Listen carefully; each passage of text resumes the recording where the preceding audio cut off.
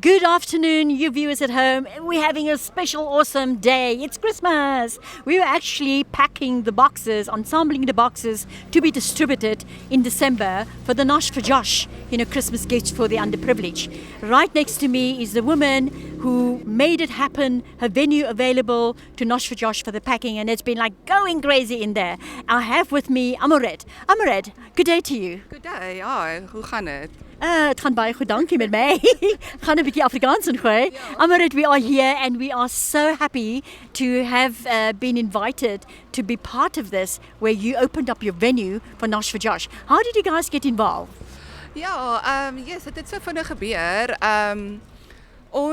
Ek ken vir Linda van Kolskoot Radio, nog redelik goed. Ons het voorheen saam gewerk en Linda het toe vir Sandy van Josh for Nosh Foundation na my toe refer, want Sandy hulle het besighede gesoek in die gemeenskap wat kan deel raak van hulle charity drive. En Sandy het my kom sien en vir my vertel wat hulle alles doen en ek het baie gehou van die idee.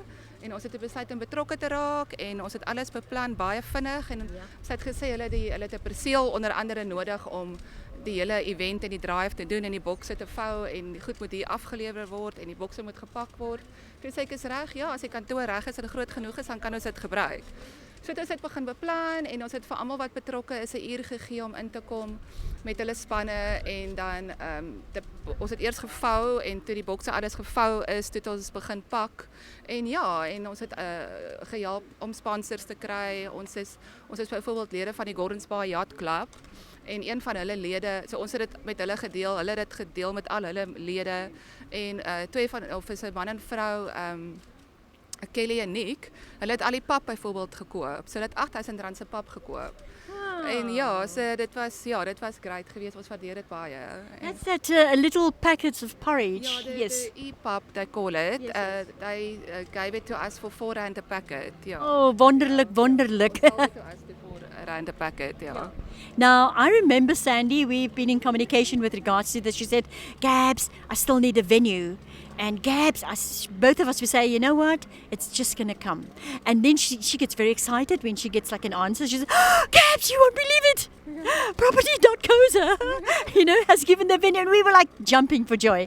I really want to say thank you very, very much, for allowing people to do this and for being part of the Nosh for Josh. It's he's an autistic kid. And you've allowed your space to people in your offices. A lot of people don't do that. Yeah. So I want to say thank you from the bottom of my heart, from Nosh for Josh, from SA Society, from Atlantis Alive, from AfroSapien, and all those people who made this happen, for us to be here. So thank you very much. It's a big pleasure en baie dankie vir julle ook dat julle deel is van. Ons waardeer dit verskriklik baie. Ons sal definitief in die toekoms betrokke wees by hulle charity drives. Ek meng nou my tale, maar dit is vir 'n goeie doel en ons geniet dit en ons is excited en ons wil help. Ons wil deel wees van die gemeenskap. So ja, dit's great. Baie dankie Amoret, baie dankie.